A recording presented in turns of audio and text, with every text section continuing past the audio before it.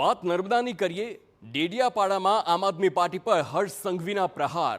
ઝાડુવાળા દિલ્હીથી 20 કરોડ લાવ્યા। સમાજોને અંદર ઝઘડાવવા રૂપિયા લઈને આવ્યા છે। એક મતના 100 રૂપિયા આપવાના છે। આપ અને કોંગ્રેસને ગામમાં ઘૂસવા નહીં દેતા।